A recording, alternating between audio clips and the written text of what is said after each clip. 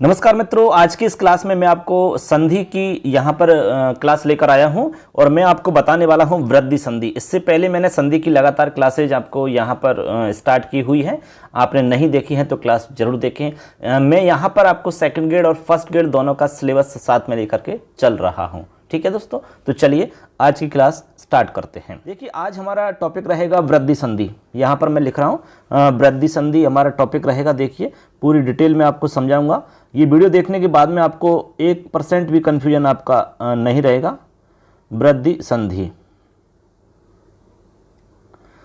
देखिए वृद्धि संधि में सबसे पहले हम समझेंगे कि वृद्धि संज्ञक वर्ण कौन से होते हैं, क्योंकि यहाँ से एक बार प्रश्न आया हुआ है और अनेक एग्जाम में इससे संबंधित प्रश्न बन जाता है। तो हमारा पहला सवाल यही बन जाता है कि वृद्धि संज्ञक वर्ण कौन से हैं। ठीक है, क्योंकि हम तभी तो ये देख पाएंगे कि हमारी वृद्धि संज्ञा कहां पर हो रही है, क्योंकि वृद्धि संज्ञक वर्ण जो होंगे वो ही आपको वृद्धि संधि में दिखेंगे, उनके अलावा नहीं दिखेगा कुछ भी आपको। ऐसे आपको यहां समझना होगा। देखिए मैं आपको वृद्धि संज्ञक वर्ण बता रहा हूं, इसके लिए एक सूत्र भी हमारा इसमें चलता है। सूत्र है वृद्धिरादैच। आपने पढ़ा होगा वृद्धिरादैच सूत्र। मैं लिख रहा हूं यहां पर वृद्धिरादैच, ये हमारा सूत्र है मित्रों। इस सूत्र का अर्थ ये होता है कि आत ऐच की वृद्धि संज्ञा होती है। अर्थात आत का मतलब यहां हो गया आ, आत, और ऐच का मतलब आप जानते ही होंगे ऐच यानी क्या होता है, ऐच प्रत्याहार है। जैसे आप बोलोगे अ इयोन रील रिक ए ओंग ऐ औच, तो ऐ औच है तो इसमें केवल ऐ और औ आते हैं, ऐ और औ। तो यहां पर आप देखोगे तो सिर्फ आपके सामने यहां 3 वर्ण आ रहे। तो यहां पर देखिए मित्रों 3 वर्ण आपको समझने हैं। आत से मतलब आ, इसके बाद में ऐ, उसके बाद में औ, बराबर ये कुल मिला के 3 वर्ण हैं। इन तीनों वर्णों को हम कहते हैं वृद्धि संज्ञक वर्ण, अर्थात इन तीनों की वृद्धि संज्ञा होती है। क्या होती है? वृद्धि संज्ञा। तो किस किस की होती है वृद्धि संज्ञा? अब देख लीजिए आप, वृद्धि संज्ञा होती है एक तो आ, इसके बाद में आई, इसके बाद में औ। केवल ये 3 वर्ण हैं जिनकी वृद्धि संज्ञा होती है मित्रों। क्या होती है? वृद्धि संज्ञा। ठीक है, अर्थात वृद्धि संधि के अंदर आपको ये 3 ही वर्ण दिखेंगे। वृद्धि संधि जब भी आप करोगे, आपको कोई भी उदाहरण दिखेगा तो आपको उदाहरण इन्हीं में से दिखेगा।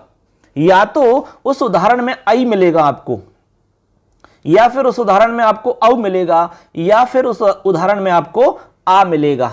लेकिन मैं यहां पर आपको एक बात और स्पष्ट करना चाहता हूं कि वृद्धि संधि के अंदर जो आपको आ मिलेगा, ठीक है, वैसे तो ओरिजिनल में यदि प्रश्न आता है कि वृद्धि संज्ञक कौन कौन से वर्ण हैं या किन किन वर्णों की वृद्धि संज्ञा होती है, तो सिर्फ आपका उत्तर ये 3 वर्ण होंगे, आ, ऐ, औ। ठीक है, अब आपको ये बात हम बता रहे हैं कि वृद्धि संधि के अंदर आ जो है अकेला कभी नहीं आता है। आ इस रूप में अकेला कभी नहीं आएगा, ये 2 वर्णों के साथ में आएगा। ये आ या तो रे के साथ में आएगा या ले के साथ में आएगा, जैसा कि हमने आपको गुण संधि में भी बताया था। तो ये देखिए आ, जैसे कि ये आ है, इधर आपका ये भी आ है। हमने कहा कि ये जो आ है ये या तो रे के साथ में आएगा तो इस तरह से आएगा, या फिर आपका ले के साथ में आएगा तो इस तरह से आएगा। अर्थात ये हो जाएगा आर और आल के रूप में आएगा, मतलब आर और आल के रूप में ये वृद्धि संधि में आएगा। वैसे ये बहुत ही रेयर केस है, इस तरह के उदाहरण आपको नहीं मिलेंगे। ठीक है, तो मैं बताऊंगा जी आपका आर कब बनता है, कुछ विशेष परिस्थितियां रहती हैं, वहां मैं आपको बताऊंगा अभी एक एक को। ठीक है, तो ऐसे करके आपको समझना है कि आपका आ, ऐ और औ ये वृद्धि संज्ञक वर्ण हैं। वृद्धि संधि में आपको ये तीनों दिखेंगे। जैसे मान लो कोई भी उदाहरण आप वृद्धि संधि का देखिए, जैसे कृष्णैकत्वम है, अत्रैकम है, सदैव है, या ममैव है, जनतैकता है। ठीक है, और भी बहुत सारे उदाहरण ऐसे हमारे हो सकते हैं। क्लियर है यहां तक? एक प्रश्न आपका बन जाता है यहां से मित्रों। ठीक है ना। और ये आर और आल ये आपको बहुत ही कम चांस है आपको ये नहीं मिलेंगे। ठीक है, अभी तक ऐसा सवाल पूछा नहीं गया है। ठीक है ना, आगे चलते हैं। अब मैं आपको बताता हूं इसको थोड़ा सा आगे, एक सूत्र और हम समझाता हूं। पहला सूत्र हम समझ चुके हैं, अब सूत्र नंबर 2 है हमारा वृद्धिरेचि। वृद्धिरेचि सूत्र से क्या होता है हम आपको बता चुके हैं। वृद्धिरेचि सूत्र आपका वृद्धि संधि करने वाला सूत्र है। ठीक है, इससे हमारी वृद्धि संधि होती है। इससे पहले मैंने आपको पहला सूत्र बताया था वृद्धिरादैच। वृद्धिरादैच से वृद्धि संज्ञा होती है। ठीक है, दोनों में अंतर आपको समझ में आना चाहिए। अब हम सूत्र बता रहे हैं वृद्धिरेचि। वृद्धिरेचि सूत्र क्या करता है, तो वृद्धिरेचि सूत्र करता है आपका वृद्धि संधि। ठीक है, अब किनको करता है, कैसे करता है, इसका मैं अर्थ आपको यहां बता रहा हूं। देखिए, इसका अर्थ है कि ए या आ के बाद यदि एच पर में हो, एच में यहां पर मित्रों 4 वर्ण आपके शामिल हो जाते हैं। ए ओ ऐ औ। कौन कौन से वर्ण आएंगे, ए ओ ऐ औ, ए ओ ऐ और औ, ये हमारे 4 वर्ण इसमें शामिल हो जाते हैं। हमारे संस्कृत व्याकरण के अंदर यही क्रम रहता है, ए ओ ऐ औ। ठीक है, हिंदी में ऐसा क्रम नहीं रहता है, एक के बाद में ऐ आता है और ओ के बाद में औ आता है, जबकि संस्कृत के अंदर हमारा यही क्रम रहेगा। ठीक है, तो यहां पर देखिए, ए वर्ण के बाद में एच पर में हो तो पूर्व और पर के स्थान पर वृद्धि एकादेश हो जाता है। यह हमारे इस सूत्र का अर्थ है मित्रों। यानी कि पूर्व में ये है आपका ए या आ और पर में क्या है आपका एच। एच का मतलब 4 वर्ण हैं आपके, ए ओ ऐ औ, इनमें से कोई भी वर्ण हो सकता है। तो ऐसी स्थिति में क्या होगा, इन दोनों के स्थान पर एक वर्ण हो जाता है। अब एक वर्ण कौन सा होगा, मैं अभी आपको एक डायग्राम बनाता हूं, उसमें आपको समझा दूंगा, अच्छे से एकदम क्लियर हो जाएगा। तो ये अर्थ हो गया आपका, अर्थ आपको समझ में आ जाना चाहिए। ठीक है, अर्थ में दोबारा बोल के बता रहा हूं, ए वर्ण के बाद में एच रहे तो पूर्व और पर के स्थान पर वृद्धि एकादेश हो जाता है। एकादेश का मतलब होता है मित्रों कि 2 वर्णों के स्थान पर जब कोई एक आदेश हो उसको हम कहेंगे एकादेश। ठीक है, अब देखो इसको मैं और अच्छे से क्लियर करता हूं एक डायग्राम के माध्यम से। देखिए, यहां पर हमारा नियम हो जाएगा फिर, ए या आ के बाद में यदि ए या ऐ मिले, देखिए देखो या तो ए मिलेगा या ऐ मिलेगा, दोनों मिल सकते हैं, कोई दिक्कत नहीं है। यह हमारा पहला नियम रहेगा इस तरह का। यदि इधर आपका ए या आ और इधर आपका ए या ऐ, दोनों में से कुछ भी है, तो यहां पर पूर्व और पर के स्थान पर, यहां देखिए आप बताइए, पूर्व में तो हमारा ए या आ और पर में ए या ऐ, तो पूर्व और पर दोनों के स्थान पर यहां हो जाएगा ऐ। क्या हो जाएगा, ऐ हो जाएगा। यह हमारा नियम नंबर 1 हो गया। इसी तरह हमारा दूसरा नियम बन जाएगा, ए या आ के बाद में इधर यदि ओ या औ हुआ, ठीक है, तो यहां पर क्या हो जाएगा, पूर्व और पर के स्थान पर क्या हो जाएगा, यहां हो जाएगा औ। क्या होगा, औ हो जाएगा। ये पूर्व है, ये आपका पर है, तो दोनों के स्थान पर औ हो जाएगा। ये हमारा नियम नंबर 2 हो गया। वृद्धि संधि के अंदर इन 2 नियमों से हमारा काम चल जाएगा। ठीक है, इसके अलावा आपको दिक्कत नहीं होगी। केवल ये आप समझ जाते हैं तो कहीं भी आपकी इसमें गलती नहीं होगी। ठीक है, ए या आ के बाद में ए या ऐ मिले तो दोनों के स्थान पर ऐ कर देना है। ए या आ के बाद में ओ या औ मिले तो दोनों के स्थान पर औ कर देना है। अब मैं दोनों का एक एक उदाहरण आपको समझाता हूं जिससे आपको और अच्छे से समझ में आ जाएगा। जैसे मान लो कि हमारे सामने एक उदाहरण है, सदा धन एव। देखिए मित्रों, ये हमारा उदाहरण है, इससे आप समझ में अच्छे से क्लियर हो जाएगी सारी चीजें। हमने कहा इधर ए या आ मिलेगा, इधर हमने कहा कि यदि आपको ए या ऐ मिले। ठीक है, मैं आपको यहां लिख के बता देता हूं, हमने ये आपको बताया था, ए या आ और इधर आपको ए या ऐ। ठीक है, ये कंडीशन बताई थी आपको, तो ये कंडीशन हमारी यहां पर बिल्कुल फॉलो हो रही है। तो यहां पर देखिए हम क्या करेंगे, इधर से आ लेंगे, इधर से ए लेंगे, इन दोनों की जगह हम कर देंगे ऐ। क्या कर देंगे, ऐ कर देंगे। मैं यहां पर आपको थोड़ा सा इसको और स्पष्ट करके समझाता हूं, खोल के बताता हूं इसको। बाहर देखिए, जैसे हमने इसमें से आ निकाला तो ये सद रह गया और इसमें से आ बाहर कर दिया, ऐसे। इधर हमारा एब है, ठीक है, ऐसे।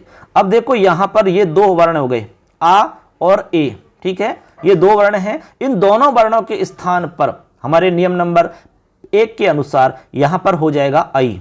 क्या हो जाएगा? आई। ठीक, अब देखिए यहां इधर तो सद बच गया, इधर आपका वे बच गया और बीच में आपका आई बच गया। आई जो है आपका इस दे में मिल जाएगा। किस में मिलेगा? दे में मिलेगा। तो आप दे में मिलाइए तो इस तरह से बनेगा, देखिए स दई, दई हो गया और उसके अंदर वे आप यहां से उतारेंगे तो बन जाएगा सदैव। देखिए मैं थोड़ा और साफ लिख देता हूं इसको, ऐसे बन जाएगा, देखो सदैव। इस तरह से आपका ये उदाहरण कंप्लीट हो जाता है। तो सदा धन एव बराबर सदैव है, इस तरह से बनता है ये।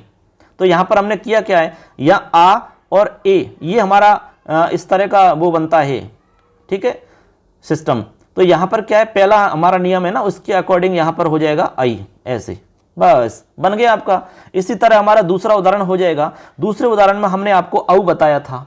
जैसे मान लो हम कहते हैं गंगा, गंगा धन ओघ है, ओघ है यानी जल है हमारा, ठीक है, ओघ है। तो यहां पर हमने देखिए यहां देख रहे हैं कि आ रहा है, इधर हमारा ओ आ रहा है। तो इन दोनों के स्थान पर यानी कि आ और इधर आपका ओ, इन दोनों के स्थान पर औ हो जाएगा मित्रों। क्या हो जाएगा? औ हो जाएगा। ये हमारा नियम नंबर 2 है। तो यहां पर आप ऐसा करोगे तो यहां देखिए ये गंगा में आ निकल जाएगा तो गंग बचेगा, ठीक है, और जो ओग का ओ है ये आपका औ में मिली गया है तो इधर घ बचेगा। तो यहां पर बीच में आपका औ आ जाएगा। तो इस तरह से देखो गंग गौ घ है, इस तरह से बन जाएगा ये गंग गौ घ। ये हमारा नियम नंबर 2 हो गया। तो इस तरह से आपके समझ में आ गया होगा कि वृद्धि संधि क्या होती है, वृद्धि रेचि सूत्र का अर्थ क्या होता है। ये आपको अच्छे से समझाने का हमने प्रयास किया है। एकदम सरल तरीका से मैंने आपको बता दिया है, इसमें कोई भी दिक्कत नहीं आनी चाहिए।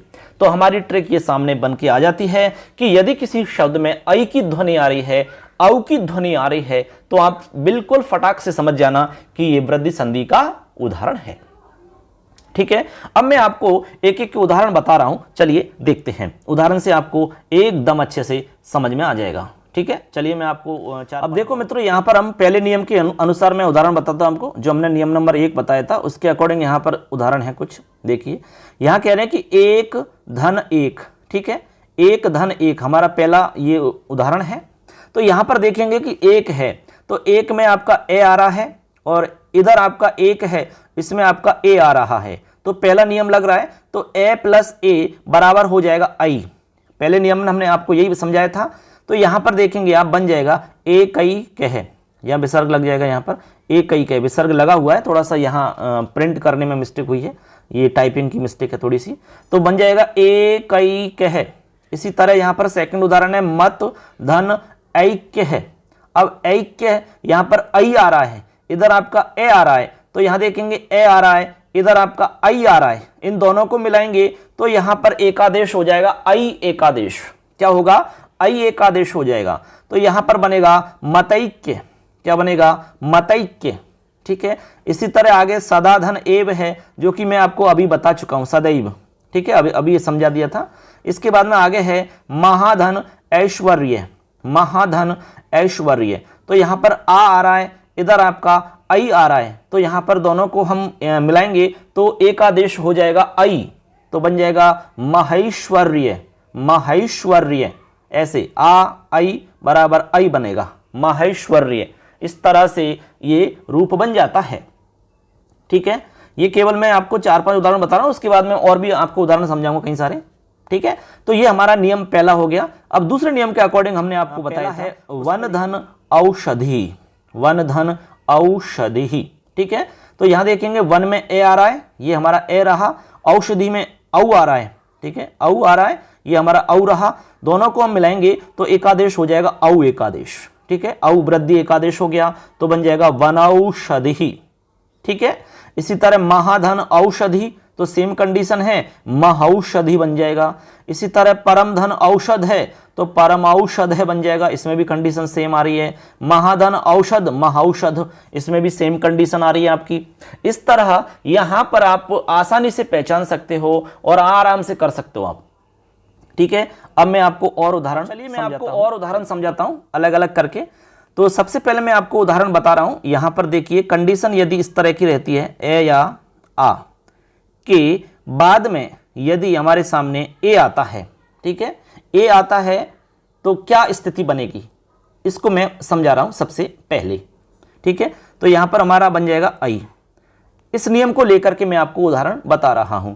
जैसे उदाहरण है हमारा अत्र धन एकम, देखिए अत्र धन एकम।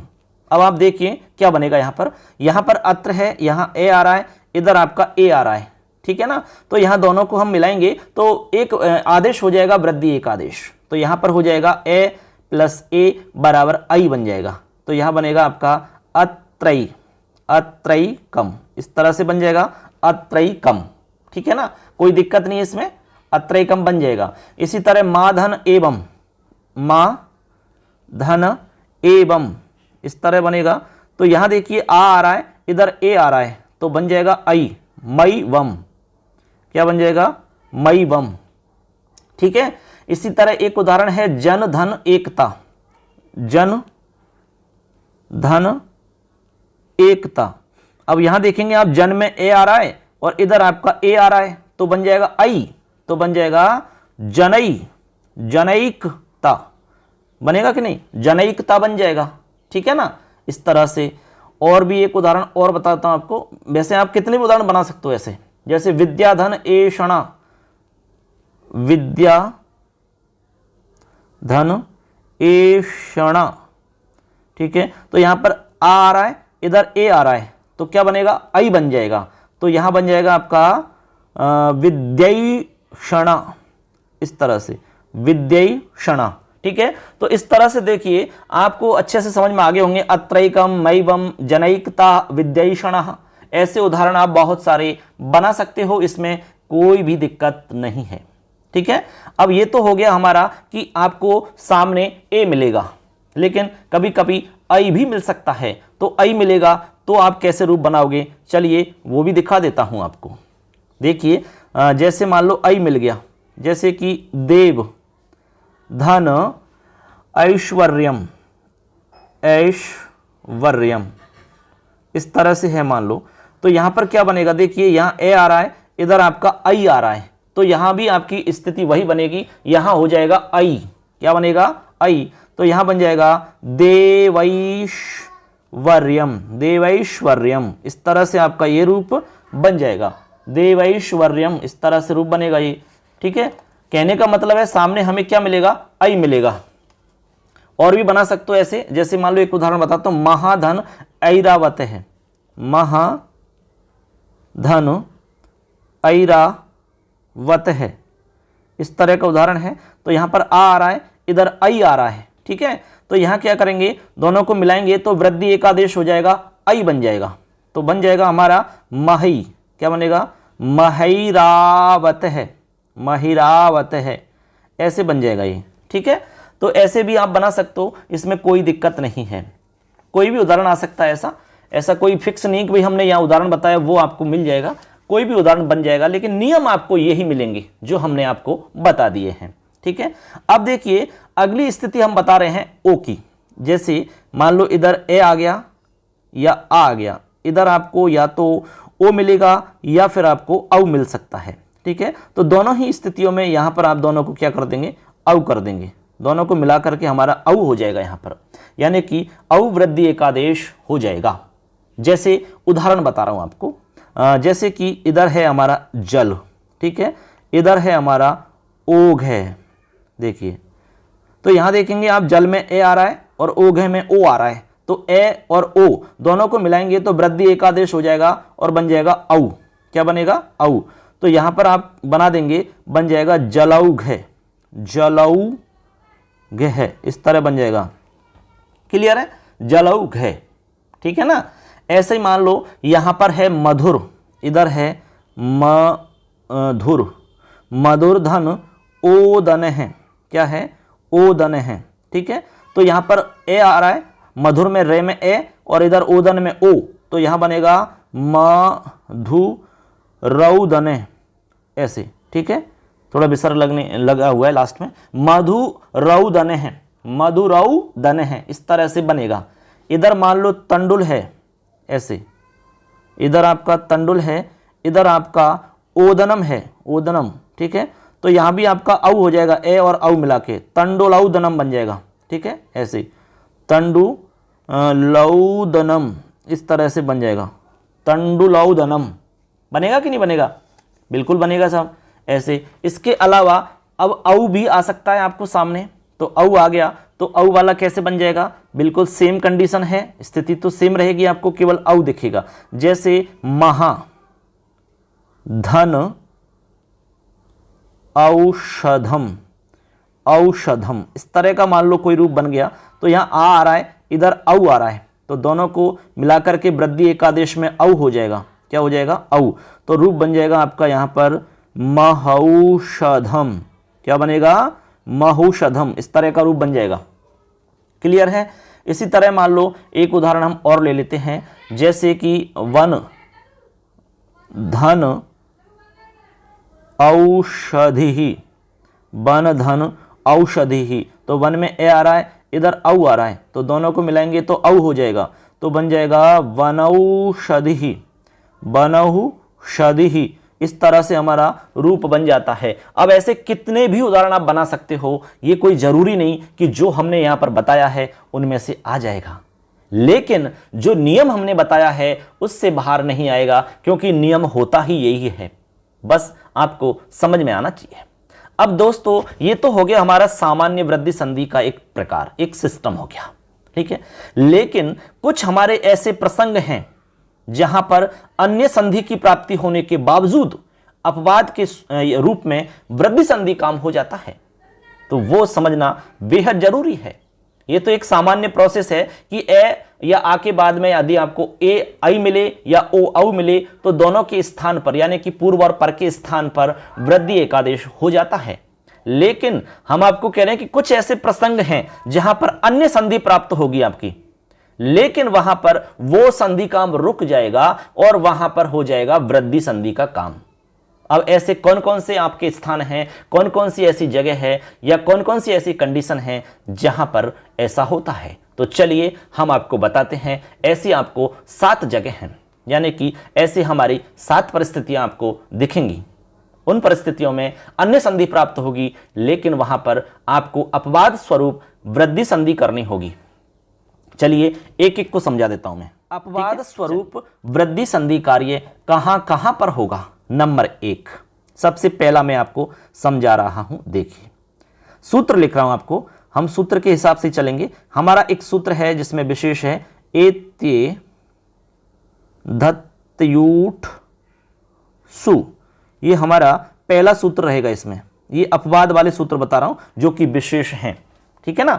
अब देखो इस सूत्र को पहले समझते हैं हम कि ये सूत्र क्या कहता है। ये सूत्र ये कह रहा है मित्रों कि ए वर्ण के बाद, देखिए ए वर्ण हमारा ये रहा, ए या आ, ए वर्ण के बाद में एजादि इण धातु हो। देखो एजादि इण धातु हो, समझ लेना। इण धातु गति के अर्थ में होता है, लेकिन इण धातु का रूप होना चाहिए एच आदि वाला।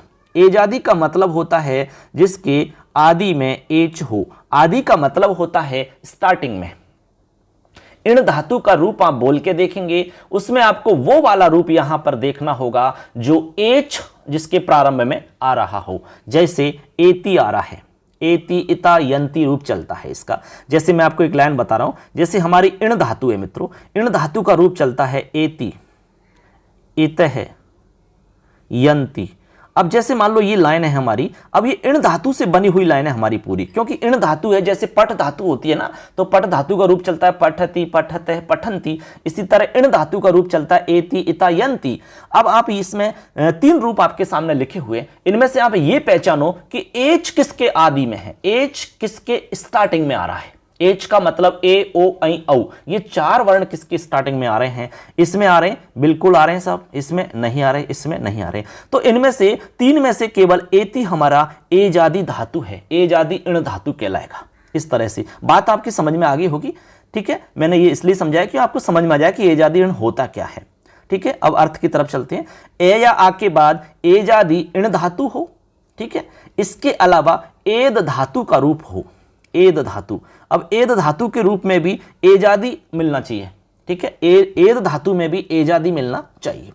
इसके अलावा आपको यहां पर ऊह मिले, ऊह, ठीक है, ऊह मिले, इनके रहने पर पूर्व और पर के स्थान पर वृद्धि एकादेश हो जाता है, ठीक है। बात समझना आप, देखिए यहां तो आपको ये मिलेगा बाद में और इधर आपको स्टार्टिंग में ये मिलेगा, यानी कि ये तो हो गया हमारा पूर्व वाला भाग और ये हो गया हमारा पर वाला भाग। तो पूर्व और पर के स्थान पर हो जाएगी वृद्धि एकादेश।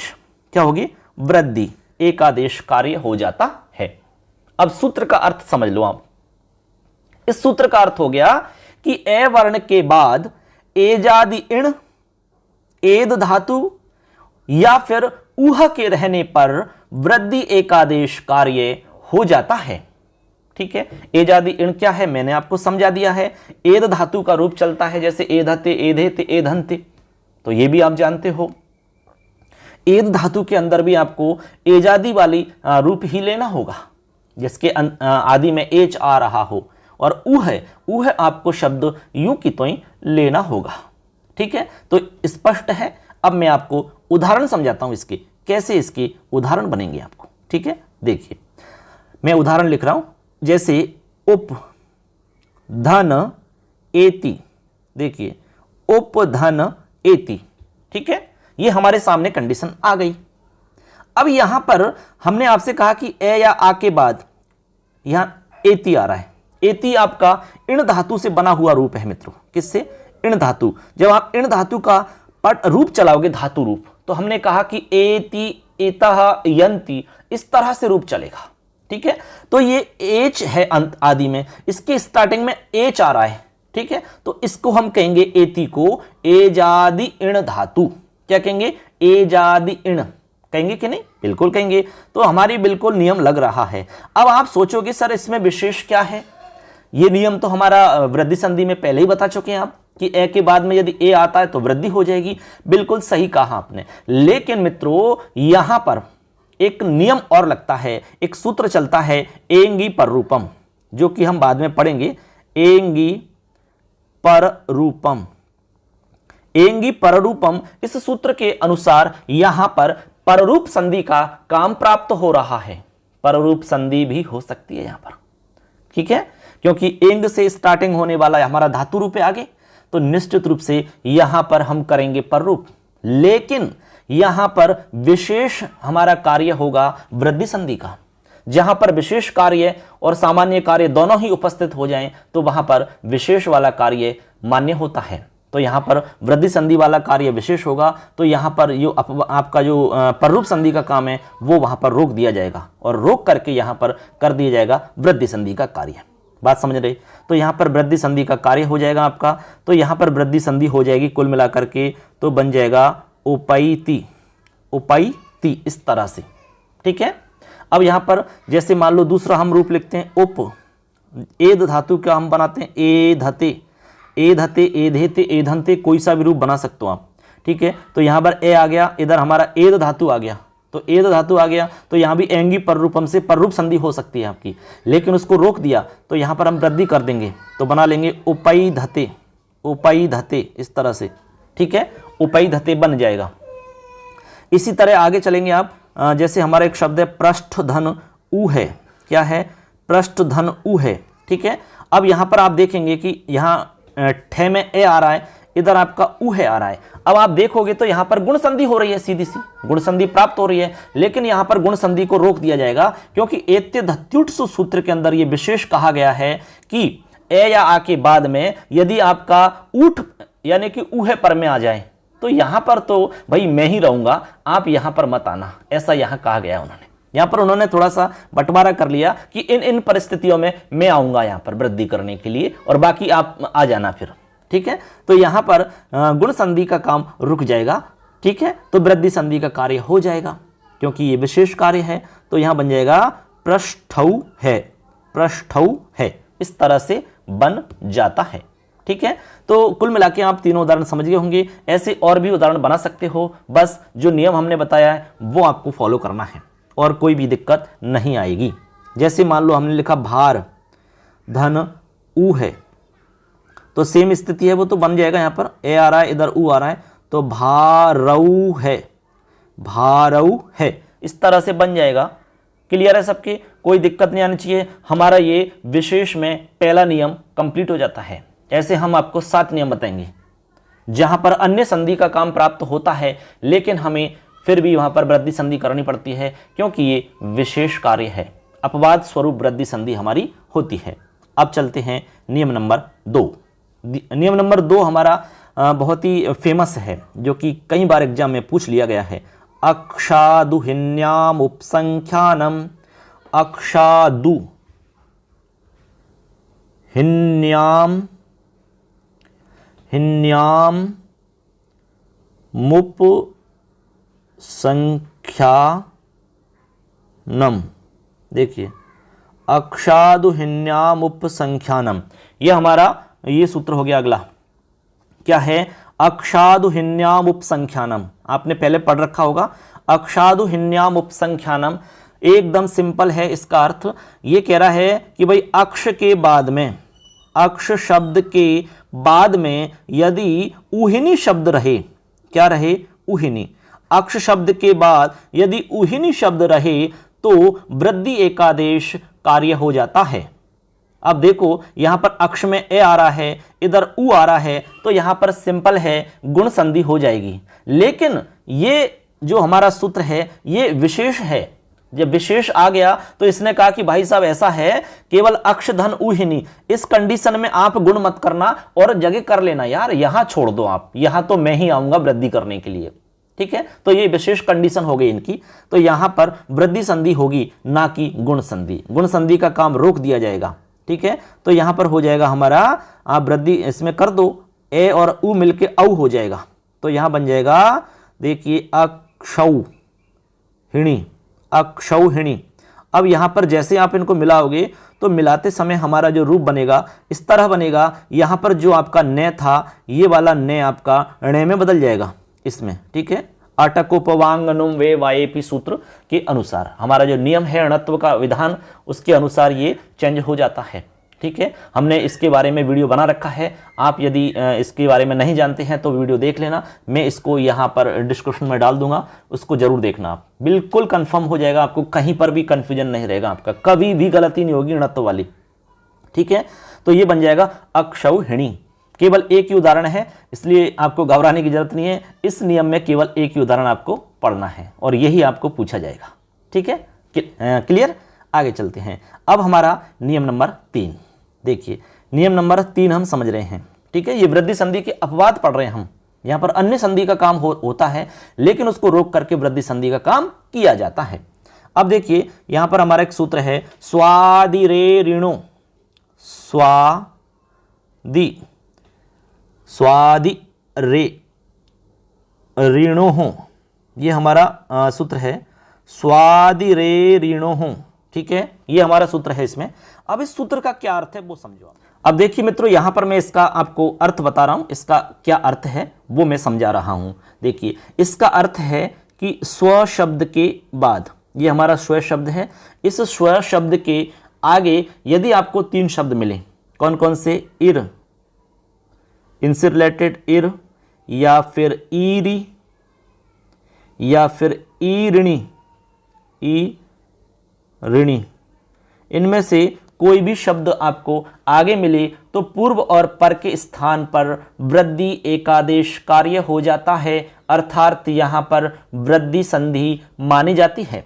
यहां पर आपको वृद्धि संधि का कार्य करना होगा। बात समझ में आई? बिल्कुल आ गई।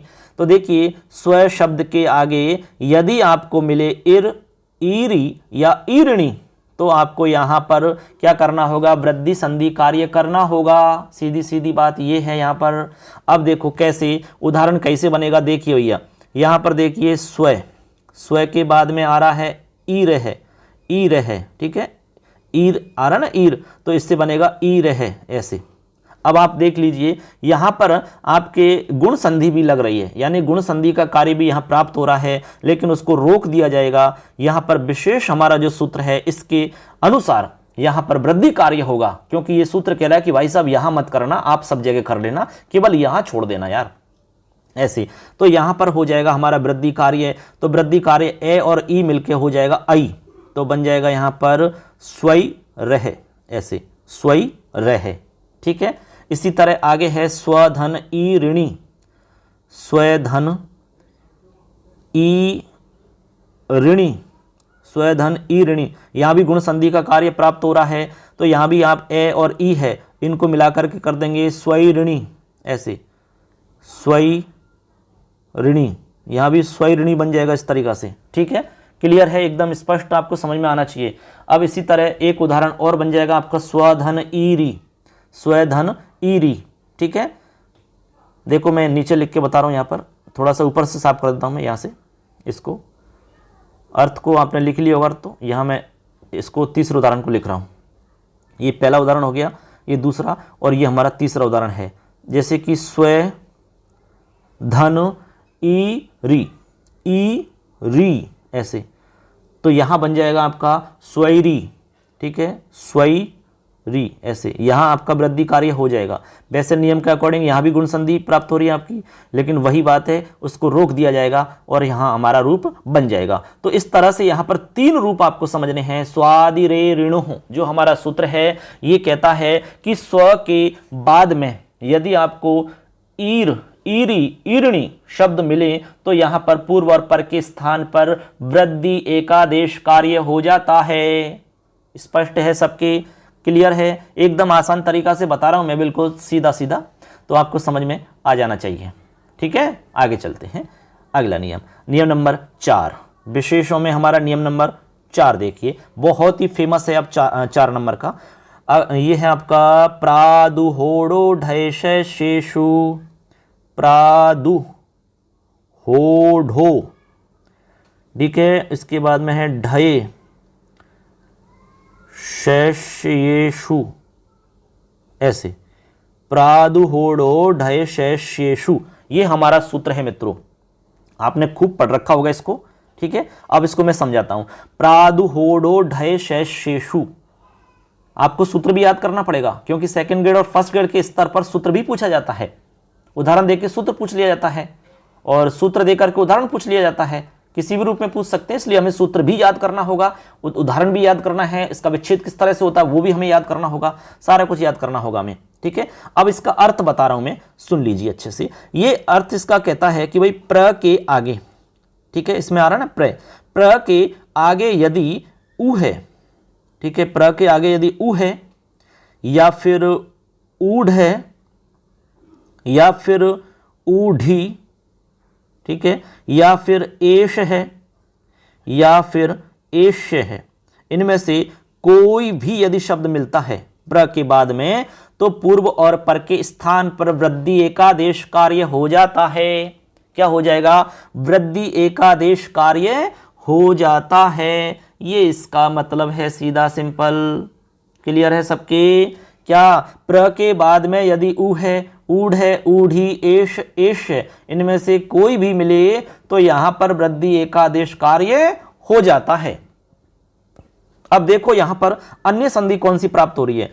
प्र के बाद में यदि उ है मिलता है तो यहां पर गुण संधि प्राप्त हो रही है। ऊढ़ मिलता है तो गुण संधि प्राप्त हो रही है। ऊढ़ी मिलता है तो गुण संधि प्राप्त हो रही है। एश मिलता है तो यहां पर पररूप संधि प्राप्त हो रही है। ठीक है, एश मिलता है तो यहां पर पररूप संधि प्राप्त हो रही है आपकी। इनको रोक करके यहां वृद्धि संधि कार्य किया जाएगा। यही आपके इस सूत्र का मतलब है। अब देखो इन सब में वृद्धि कर देंगे हम। प्र के बाद में उ है तो इसको वृद्धि करोगे तो बन जाएगा प्रउ है। इस तरह से देखो, मैं यहां लिख देता हूं इसको कैसे बनेगा। देखो ऐसे बनेगा, प्रउ है, ऐसे बन जाएगा वृद्धि होकर के। ठीक है, इसी तरह प्रउ है तो प्रौढ़ है, ऐसे बन जाएगा वृद्धि होकर के। इसी तरह प्रौढ़ी वृद्धि होकर के बन जाएगा। इसी तरह प्रैश है, ऐसे बन जाएगा। इसी तरह यहां बन जाएगा प्रैश्य है, ऐसे। ठीक है, इस तरह से हमारे ये रूप बन जाएंगे। प्रौ है, प्रौढ़ है, प्रौढ़ी, प्रैश है, प्रैश्य है। ठीक है, क्लियर है? तो ये हमारा सूत्र हो जाता है प्रादु होढ़ो ढैशेषु, अर्थात प्र के बाद में यदि उ है, ऊढ़ है, ऊढ़ी, एश, एश, इनमें से कोई भी आए तो यहां पर पूर्व और पर के स्थान पर वृद्धि संधि कार्य हो जाएगा। क्लियर है? आगे चलिए, नियम नंबर 5 देखिए। नियम नंबर 5 क्या कहता है हमारा? नियम नंबर 5 में हम पढ़ेंगे ऋते च तृतीया समासे। देखिए, ऋते च तृतीया, तृतीया या है या समासे, तृतीया समासे ऐसे है ये। देखो, ऋते च तृतीया समासे, ये या है, तृतीया समासे, ऐसे हमारा सूत्र है। ऋते च तृतीया समासे, ये हमारा सूत्र रहेगा। सूत्र क्या? ये वार्तिक है मित्रों, ये सूत्र नहीं है, वार्तिक है। ठीक है, कात्यायन जी ने लिखी है ऋते च तृतीया समासे। अब इसका क्या अर्थ है वो मैं आपको समझा देता हूं। इसका मतलब ये है कि ए वर्ण के बाद, ए वर्ण यानी कि ए या आ, ए या आ के बाद तृतीया तत्पुरुष समास के प्रसंग में रित यदि रहे, रित शब्द, क्या रहे? रित शब्द। ठीक है, रित रहे तो वृद्धि एकादेश कार्य हो जाता है, ये इसका मतलब है। दोबारा सुन लो आप, ये कह रहा है आपका वार्तिक कि यदि ए या आ के साथ रित शब्द का मेल हो रहा हो, ए या आ के साथ यदि रित शब्द का मेल हो रहा हो एवं संपूर्ण पद में तृतीया तत्पुरुष समास बन रहा हो, तो वहां पर पूर्व और पर के स्थान पर वृद्धि एकादेश कार्य हो जाता है। क्या हो जाता है? वृद्धि एकादेश कार्य हो जाता है। यदि यहां पर ये क्या कह रहे हैं? तृतीय तत्पुरुष समास बनना चाहिए। यहां पर यदि तृतीय तत्पुरुष समास नहीं बन रहा है तो उस स्थिति में आप यहां वृद्धि संधि कार्य नहीं कर सकते। ये बात आपको यहां ध्यान रखनी पड़ेगी। जैसे आपका यहां पर रूप बनेगा, जो भी रूप बनेगा वो आपका तृतीय तत्पुरुष वाला बनना चाहिए। जैसे मैं उदाहरण लिख के बताता हूं, अभी समझ में आ जाएगा आपके। देखिए, यहां पर है हमारा सुखेन ऋत है। देखो, सुख धन ऋत है, ऐसे है हमारा, रीत है ऐसे। ठीक है, अब यहां पर इसका हम विग्रह करते हैं, समास विग्रह, तो यहां पर होगा सुखेन, सुखेन ऋत है ऐसे। अब ये हमारा सुखेन ऋत जो है, यहां पर आपका तृतीय तत्पुरुष समास है, तृतीय तत्पुरुष समास हो रहा है। यहां पर कौन सा हो रहा है? तृतीय तत्पुरुष समास। हमने आपको यहां वार्तिक में भी यही कहा था कि तृतीय तत्पुरुष समास का रूप होना चाहिए आपका। तृतीय समास, तृतीय तत्पुरुष समास वाला रूप यदि नहीं हो रहा है तो यहां पर आपकी संधि वृद्धि संधि नहीं होगी, फिर आपकी अन्य संधि हो जाएगी जो भी प्राप्त होगी। ठीक है, बात क्लियर है आपके? तो यहां पर सुख धन ऋत है, यहां पर गुण संधि का काम प्राप्त हो रहा है, गुण संधि का, लेकिन उसको रोक दिया जाएगा और इस वार्तिक के कारण यहां पर वृद्धि संधि हो जाएगी। ठीक है, गुण संधि के काम को रोक करके वृद्धि संधि काम हो जाता है यहां पर। तो यहां पर क्या करेंगे? सुख धन ऋतय में अब यहां पर वृद्धि संधि में क्या होगा? देखिए आप मित्रों, इसको आप थोड़ा सा अच्छे से समझना। देखियो, मैं इसको मिटा देता हूं, सुखीन ऋतय जो हमने लिखा है विग्रह, इसको देखिए, यहां पर मैं आपको थोड़ा सा समझा दूंगा। इधर देखिए, अब यहां पर हमने आपसे पहले ही कहा था कि भाई ए आ रहा है इधर और इधर आपका री आ रहा है, तो यहां पर आपकी जब वृद्धि संधि होगी यहां पर, तो यहां पर वृद्धि संधि में आपको हमने कहा कि आर वृद्धि होती है, आर ऐसे, गुण होता तो अर होता और वृद्धि होती है तो आर होती है। क्या होती है? आर। ठीक है, तो यहां पर अब देखेंगे तो बन जाएगा सुखार्त। देखो यहां मैं लिख के बता रहा हूं, यहां पर कैसे बनेगा?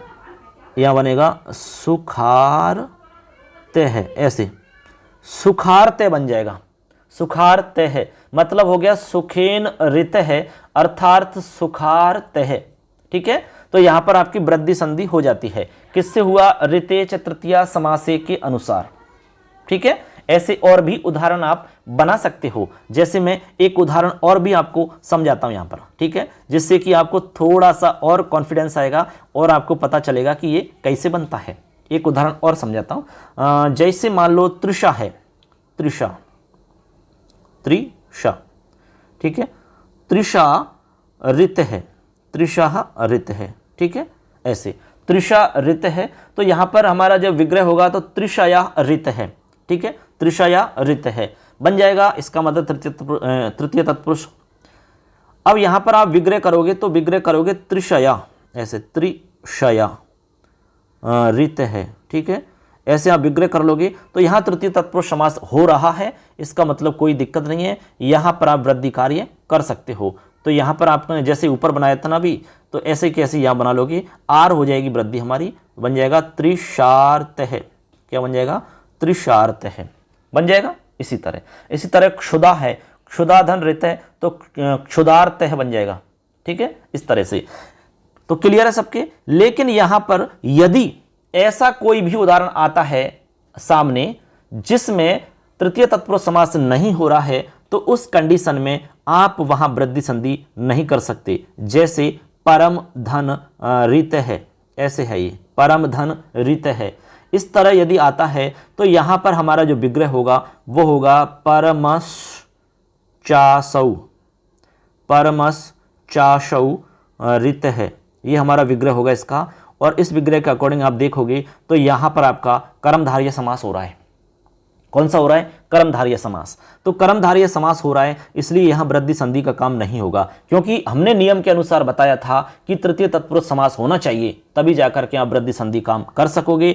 इसका मतलब यहां पर जो भी संधि प्राप्त हो रही है वो संधि आप कर सकते हो, कोई भी दिक्कत नहीं है। आपको ऋतेच तृतीय समास वाला वार्तिक आपसे मना नहीं करेगा। तो यहां पर देखिए ए आ रहा है, इधर री आ रहा है, तो गुण संधि प्राप्त हो रही है, तो गुण संधि हो जाएगी और गुण संधि होकर के बन जाएगा परमर्थ है, ऐसे बन जाएगा परमर्थ है। यदि आप वृद्धि करते तो परमार्थ बनता, जो कि अशुद्ध रूप बनता। ठीक है, ऐसे। क्लियर, आगे चलते हैं। अब हमारा नियम नंबर मित्रों, अब हमारा नियम नंबर 6। ठीक है, 6 को हम देखते हैं, उसके बाद में एक और बचेगा, इसको मैं आपको समझाता हूँ एकदम आसान तरीका से। देखिए मैं यहाँ पर लिख रहा हूँ इसको, प्रवत्सतर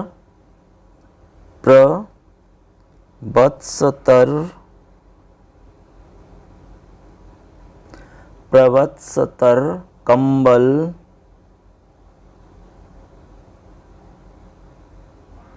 लगातार है, फिर है वस नार्ण दशा मृणे।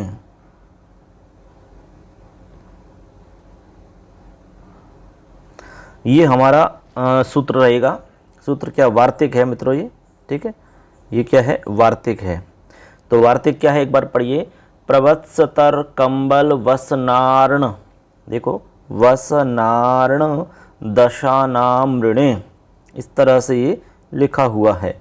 देखो प्रवत्सतर कंबल वसन, ठीक है, वसनार्ण दशानाम ऋणे, इस तरह से लिखा हुआ है। ये वार्तिक है कात्यायन जी की। अब इसका अर्थ समझते हैं। ठीक है, इसमें आपको 6 शब्द दिख रहे हैं, 1 2 3 4 5, ये 5 और 6, ऋण आ गया 6। ठीक है, तो अब देखिए इसका अर्थ हो जाएगा। अब देखो मित्रों, इसका मैं अर्थ बताता हूँ आपको। इसका अर्थ है प्रवत्सतर कंबल वसन ऋण दश।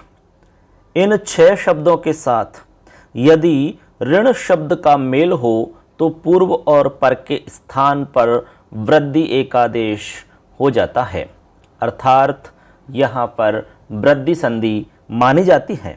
ये इसका अर्थ हो गया। क्लियर है सबके, दोबारा सुन सकते हो। प्रवत्सतर कंबल वसन ऋण दश, इन 6 शब्दों के साथ ऋण शब्द का मेल होने पर पूर्व और पर के स्थान पर वृद्धि एकादेश हो जाता है। ये इसका अर्थ है।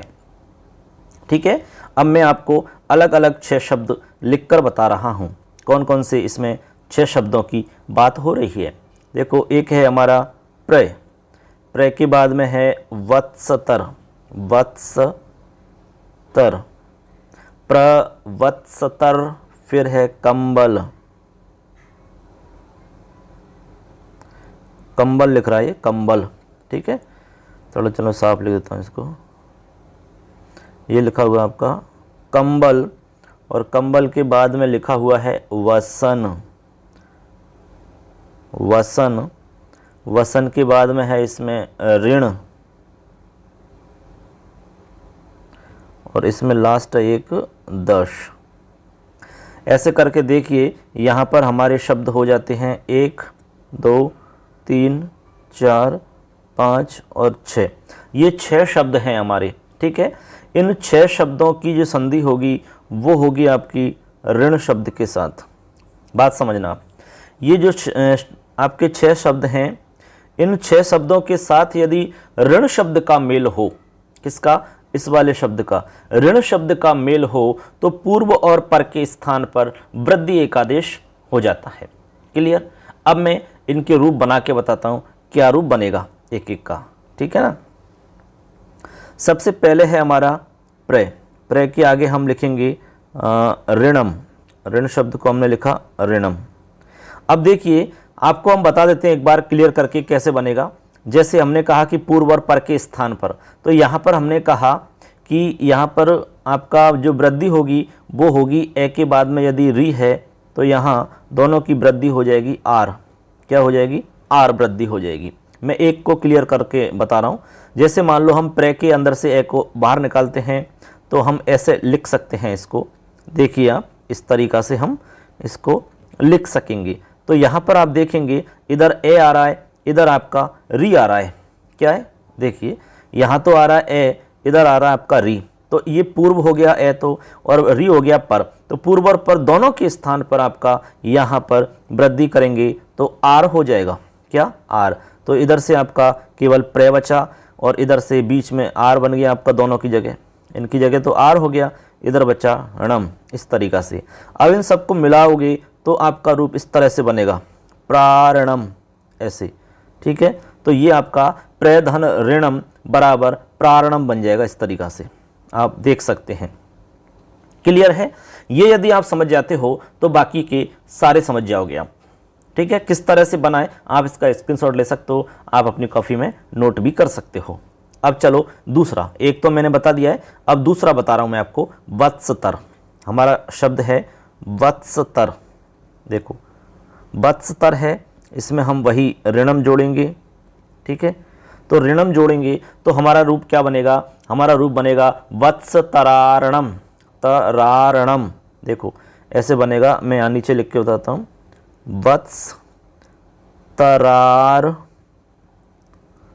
इस तरीक़ा से हमारा ये शब्द बन जाएगा वत्सर। ठीक है, वत्सतर, तो रे में आपका ए आ रहा है, इधर आपका री है, दोनों को मिलाएंगे तो एक आदेश हो जाएगा, वृद्धि एक आदेश, तो आर बन जाएगा, वत्सतरारणम बन जाएगा। आगे चलिए, अगला शब्द है हमारा कंबल। क्या है?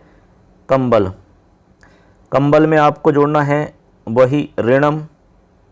ठीक है, अब ऋणम जोड़ेंगे आप तो देखिए यहाँ पर बन जाएगा कंबलारणम, ऐसे कंबलारणम।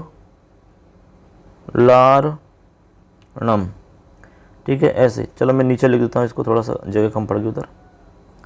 कंबलारणम बनेगा इसका, ऐसे बनेगा कंबलारणम। इस तरीक़ा से बन जाएगा, कंबल धन ऋणम बराबर कंबलारणम बन जाएगा आपका, क्योंकि कंबल में ले के अंदर ए और आगे री आ रहा है तो दोनों की वृद्धि हो जाएगी तो कंबलारणम बन जाएगा। ठीक है, आगे चलिए, अगला हमारा शब्द है वसन। क्या है? वसन धन ऋणम। ठीक है, तो यहाँ पर देखिए वसन में ने में ए आ रहा है, इधर री आ रहा है, तो यहाँ पर करेंगे वृद्धि तो आर बन जाएगा, तो बन जाएगा वस नारणम। इस तरीक़ा से वस नारणम बनेगा। ऐसे अगला है हमारा ऋण शब्द है और इसके आगे फिर है ऋणम। ऋण के बाद में ऋणम है तो यहाँ क्या बनेगा बताइए? तो यहाँ ऋण में इधर देखो ऋण के अंदर ए आ रहा है, आगे री आ रहा है, तो यहाँ पर बन जाएगा ऋणारणम। क्या बनेगा? ऋणारणम। इस तरीक़ा से ऋणार, ऐसे ऋणारणम। ठीक है, ऐसे बन जाएगा। एक लास्ट है हमारा दश धन ऋणम। तो यहाँ पर देखो 10 में ए आ रहा है, लास्ट में शे के अंदर इधर री आ रहा है तो आर बन जाएगा, तो यहाँ बन जाएगा दशारणम। देखो दशारणम, दशारणम। इस तरह से हमारा ये शब्द बन जाता है।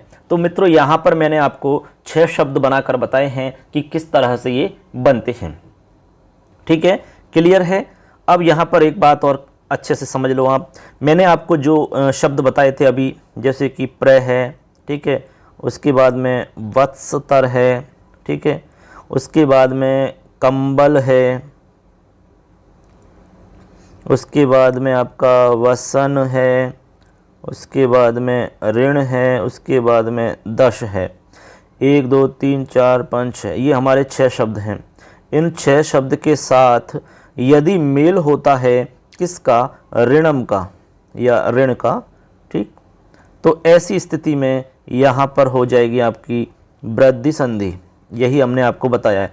लेकिन यहाँ ध्यान रखना मित्रों, यहाँ पर जो हमारे 6 शब्द हैं ये वाले, इन 6 शब्दों के अलावा यदि और कोई शब्द आ जाता है और उसका इस ऋणम शब्द के साथ में यदि हम मेल करते हैं तो वहां पर वृद्धि संधि इस नियम के हिसाब से नहीं होगी। ठीक है, वहां पर जो भी संधि प्राप्त हो रही होगी वही आपको करनी होगी। तब उस स्थिति में आपका यह वार्तिक वहां पर आएगा नहीं, आपसे मना नहीं करेगा। ठीक है, वो आपको रोकेगा नहीं, आप आराम से जो भी संधि प्राप्त हो रही है वो आप कर सकोगे। लेकिन ये जो हमारा वार्तिक है ये कह रहा है कि भाई साहब इन जगह पर तो आप मत करना, इन जगह पर तो मैं ही करूंगा, क्योंकि मैं स्पेशल कैटेगरी है मेरी, इस जगह पर तो, इस जगह पर मैं विशेष हूं, मैं ही करूंगा और कोई दूसरा नहीं कर सकता इस जगह पर। तो इसलिए मैं यहां पर वृद्धि करूंगा, बाकी जगह आप कर लेना, इन 6 शब्दों को छोड़ देना। ऐसे यहां पर आपको समझ लेना है। क्लियर है सबके? ऐसे तो इस तरह से हमारा ये 6वां जो हमारा एक नियम या वार्तिक है वो कंप्लीट हो जाता है। अब चलते हैं ये 7 नंबर। 7 नंबर है हमारा उपसर्गादृति धातु। देखिए, उपसर्गादृति धातु, ये हमारा सूत्र है। उपसर्गादृति धातु क्या है? सूत्र है। इसका मतलब समझते हैं। उपसर्गादृति धातु का अर्थ है कि ए वर्णांत उपसर्ग के आगे, ए वर्णांत उपसर्ग, ए वर्णांत उपसर्ग के आगे, ठीक है। ए वर्णांत उपसर्ग का मतलब है ए या आ अंत वाले उपसर्ग, ऐसा उपसर्ग जिसके अंत में ए या आ रहा हो, यानी ए या आ जिसके अंत में हो, ऐसे उपसर्ग होने चाहिए। बात समझना, ए वर्णांत उपसर्ग के बाद में यदि ह्रस्व ऋकार से प्रारंभ होने वाला धातु रूप हो, ह्रस्व ऋकार से प्रारंभ होने वाला कोई भी धातु रूप हो, बात समझना आप। देखो, ये कह रहे हैं कि ए वर्णांत उपसर्ग के बाद में, ए वर्णांत से तात्पर्य यहां ए या आ है, ए वर्णांत उपसर्ग के बाद में यदि ह्रस्व ऋ से प्रारंभ होने वाला कोई भी धातु रूप है तो वहां पर वृद्धि एक आदेश काम हो जाता है, अर्थात वहां वृद्धि संधि होगी। ये इसका मतलब है। कैसे? एक उदाहरण से समझते हैं। जैसे एक उदाहरण है प्रधन ऋच्छति, इस तरह से समझो आप, प्रधन ऋच्छति। इसमें हमने कहा सूत्र में कि ए वर्णांत उपसर्ग के बाद, ये देखिए ए वर्णांत उपसर्ग, ए वर्णांत का तात्पर्य है कि ऐसा उपसर्ग, हमारे संस्कृत में 22 उपसर्ग होते हैं, उनमें से आपको वो वाले उपसर्ग ढूंढने हैं जिनके लास्ट में या तो ए आ रहा हो या आ रहा हो, उनको कहेंगे ए वर्णांत उपसर्ग। ए वर्णांत उपसर्ग के बाद में ह्रस्व ऋ, यहां पर ऋ ह्रस्व वाला होना चाहिए, ह्रस्व ऋ से शुरू होने वाला कोई भी धातु रूप हो, कोई भी, बात समझ रहे, कोई भी धातु रूप यदि है तो आप क्या करोगे? यहां वृद्धि संधि कार्य कर लोगे। यही इस सूत्र का अर्थ है। तो यहां पर हम देखिए, इधर ए आ रहा है, इधर री आ रहा है, तो यहां दोनों की जगह हम वृद्धि कर लेंगे, यानी कि आर कर लेंगे यहां, तो बन जाएगा प्रार्क्षति। क्या बनेगा? प्रार्क्षति, ऐसे लिखेंगे, प्रार्क्षति। इस तरह से हमारा ये रूप बन जाता है, प्रार्क्षति बन जाएगा, कोई दिक्कत नहीं होगी। ठीक है, और ये प्रसिद्ध उदाहरण है, प्रधन ऋच्छति बराबर प्रार्क्षति। अब यहां पर किसके अनुसार बना है? तो उपसर्गादृति धातु सूत्र के अनुसार बना है, प्रार्क्षति, वृद्धि होकर के। एक उदाहरण और समझाता हूं मैं आपको इसी तरह का। अब यहां पर प्र की जगह हम लिख देंगे उप, ठीक है, उप भी हमारा उपसर्ग है, तो यहाँ पर लिख देंगे तो बनाएंगे आगे ऋच्छति, उपधन ऋच्छति लिख देंगे, उपधन ऋच्छति। अब देखो यहाँ पर भी वही सेम स्थिति है, ए आ रहा है, री आ रहा है। वैसे तो गुण संधि प्राप्त हो रही है, लेकिन हमारे इस सूत्र के हिसाब से रोक दिया जाएगा और यहाँ वृद्धि कर देंगे तो बना लेंगे उपार्क्षति, ऐसे उपार्क्षति। इस तरह से हमारा ये रूप बन जाता है, उपार्क्षति। ठीक है, क्लियर है। इसी तरह मान लो कि यहाँ पर हमारा है परा, परा उपसर्ग है, ठीक है, और यहाँ पर हमने एक धातु लिखी है रिद्धनोति, रिद्धनोति एक धातु है, धातु रूप है रिद्धनोति। ठीक है, ऐसे। तो यहाँ पर देखिए आ रहा है, इधर री आ रहा है, तो वही है आपका आर बन जाएगा, कोई वो नहीं है अलग। तो यहाँ पर बन जाएगा पराधनोति, परार्ध। देखो परार्ध आपका ये आर बन जाएगा ना, परार्धनोति ऐसे बनेगा, ये ध और ये आपका इस तरह से बनेगा, परार्धनोति ऐसे बनेगा कि नहीं बनेगा। ये आपका बीच में ध है, ध, मैं इसको लिख देता हूँ दोबारा से, ऐसे है परार्धनोति, इस तरह से बनेगा ये। क्यों? क्योंकि यहाँ पर देखो आप, यहाँ तो आर बन गया और ये आधा द और धनोति तो यूं की तो लिखा हुआ है, केवल ये जो आर का आपका र है वो र आपका इधर चला जाएगा ऊपर। ठीक है, और तो आपको दिख रहा है क्योंकि तो ये शब्द आ रहा है इसमें, तो कोई दिक्कत नहीं है। इस तरह से मित्रों हमने आपको यहाँ पर वृद्धि संधि के बारे में पूरी डिटेल आपको समझा दी है और हम उम्मीद करते हैं कि इसके बाद में आपको ऐसा कुछ भी नहीं बचेगा शेष जो आपके एग्जाम में पूछा जाएगा। वृद्धि संधि एकदम कंप्लीट आपको हमने समझा दी है। वृद्धि संधि का जो मूल नियम है वो मैंने आपको समझा दिया। इसके अलावा आपको हमने यहाँ पर 7 अपवाद वाले बताए थे, अपवाद वाले 7 नियम आपको हम बता चुके हैं। इनके अलावा आपको कुछ देखने की आवश्यकता नहीं है। ये यदि आपके दिमाग में बिल्कुल फिट है अच्छे से, तो फिर आपका इस वृद्धि संधि वाला कोई भी सवाल यदि आता है तो गलत नहीं होगा दोस्तों। चाहे आप सेकंड ग्रेड दीजिए, फर्स्ट ग्रेड दीजिए, चाहे आप रीट का एग्जाम दीजिए, चाहे आप कोई भी तैयारी करिए। तो आज का हमारा वीडियो कैसा लगा दोस्तों जरूर कमेंट करके बताना। और इसी तरह से यदि आप सारी क्लासेस चाहते हो तो चैनल को सब्सक्राइब कर लेना दोस्तों। और हमारा मोबाइल एप्लीकेशन है, प्ले स्टोर पर जाइए, फटाफट लिखिए संस्कृत। के अलावा दोस्तों हमारा मोबाइल एप्लीकेशन है मिशन संस्कृत ज्ञान, अभी प्ले स्टोर पर जाइए और उसको फटाफट डाउनलोड कर लीजिए आप। यहाँ पर आपको स्क्रीन पर दिख रहा होगा, ये हमारा लोगो है, आप इसको डाउनलोड करके इस पर भी आप क्लासों का आनंद ले सकते हो। PDF नोट्स इत्यादि यहाँ बहुत कुछ आपको मिलेगा दोस्तों, फ्री और पेड दोनों तरीका। दोस्तों देरी किस बात की है, फटाफट चैनल को सब्सक्राइब कर लो और अभी प्ले स्टोर पर जा करके मोबाइल एप्लीकेशन को डाउनलोड कर लो और फटाफट अपनी तैयारी में जुट जाइए दोस्तों। धन्यवाद सबके लिए। नेक्स्ट क्लास में फिर मिलेंगे, तब तक के लिए जय हिंद, वंदे मातरम।